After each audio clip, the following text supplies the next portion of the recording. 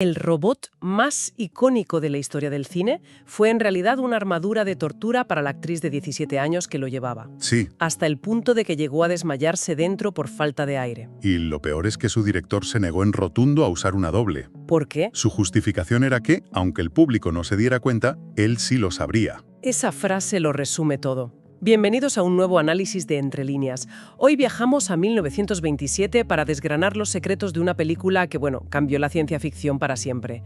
Metrópolis, de Fritz Lang. Y para quien no la conozca, aunque es difícil, la premisa es muy potente. Sí. En una ciudad futurista, una élite de pensadores vive en rascacielos de lujo mientras una clase obrera explotadísima malvive bajo tierra. Operando las máquinas que mantienen todo en marcha. Y la historia sigue a Freder, el hijo del amo de la ciudad, y a María, que es una especie de profeta para los obreros, en su intento de mediar entre la cabeza y las manos de Metrópolis. Pero es que lo que ocurrió detrás de las cámaras es casi más increíble que la propia película. Totalmente.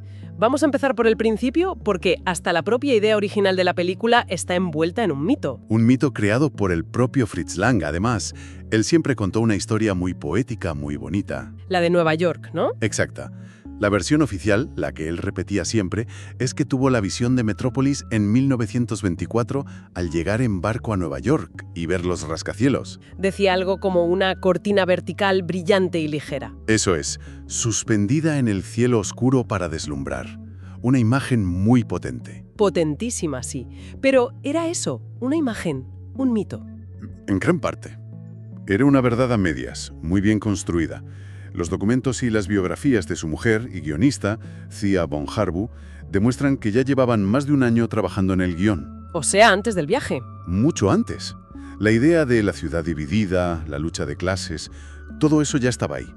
Lo que hizo Nueva York fue darle la escala, la estética, la monumentalidad que define la película.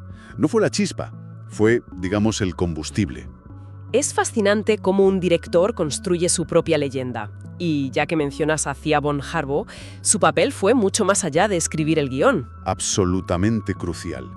La novela de Metrópolis no es una novela que se adaptó al cine. No. Fue, de hecho, una de las primeras y más brillantes campañas de marketing multimedia de la historia. Explica eso, que es muy interesante. Von Harbu escribió la novela con un único propósito: promocionar la película de su marido. La estrategia fue publicar la novela por entregas en una revista de gran tirada, justo antes del estreno. Pero lo genial es que no solo publicaban el texto. Ahí está la clave. Cada entrega iba acompañada de fotogramas, de fotos exclusivas del rodaje. Estaban creando una expectación nunca vista, vendiendo la historia en dos formatos a la vez.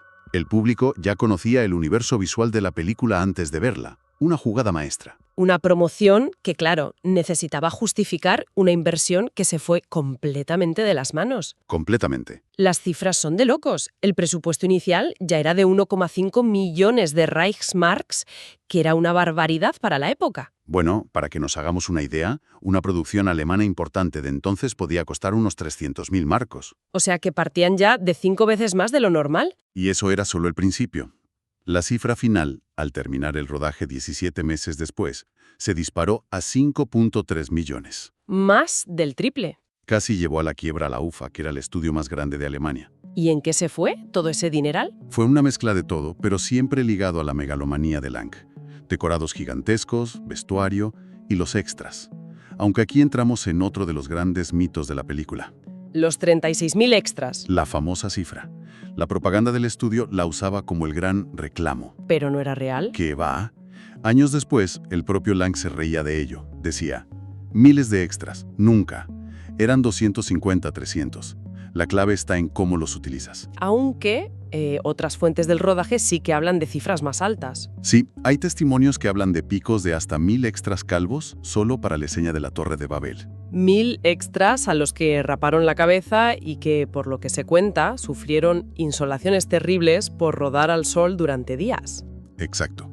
La realidad está en un punto intermedio, pero vamos, muy lejos de la propaganda que casi hunde al estudio. Toda esta ambición visual es impresionante, pero la pregunta es, ¿cómo lo lograron técnicamente? Uno de los trucos más famosos es el que usaron para meter a los actores en esas maquetas de ciudad gigantescas. El proceso Shuftan.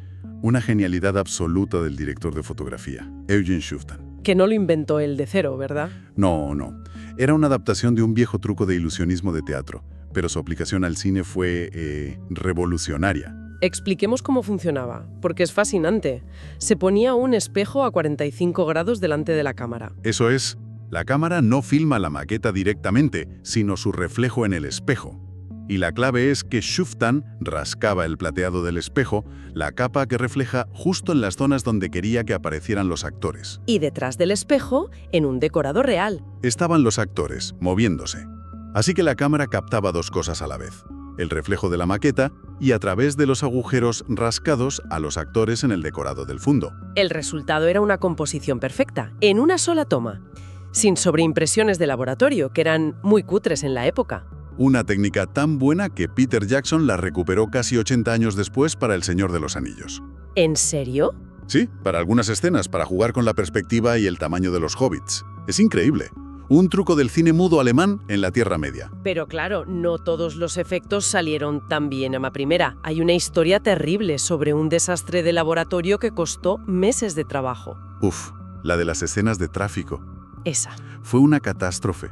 Esas escenas se rodaron con animación stop motion. Imagina la paciencia, mover cientos de cochecitos y aviones en miniatura, milímetro a milímetro, fotograma a fotograma. Semanas de trabajo para conseguir segundos de metraje. Y después de todo ese esfuerzo, llega el momento del revelado. El jefe del laboratorio ve los negativos y piensa que los fondos de la ciudad están demasiado oscuros. Casi negros. Y creyendo que es un error de exposición, decide corregirlo él mismo, aplicando un proceso para aclarar la imagen. Ay, madre. Lo destrozó todo. La oscuridad era intencionada, creaba la ilusión de profundidad, de perspectiva forzada. Al aclararlo, de repente se veían los bordes de cartón de las maquetas, los cables, la ilusión se rompió. Y tuvieron que repetirlo todo. Todo, desde cero. Imagina la frustración. Es que en todo esto se nota esa obsesión por el control absoluto, por el detalle visual. Y aquí es donde la historia se vuelve mucho más oscura. Sí, esa obsesión tuvo un coste humano terrible. Las fuentes son unánimes. Describen a Lang como un tirano. El apodo que tenía en la industria era el director demoníaco. Su búsqueda del realismo no tenía límites éticos. Para él, el sufrimiento real era la mejor herramienta de un actor. El ejemplo más escalofriante es el de la escena de la inundación de la ciudad obrera.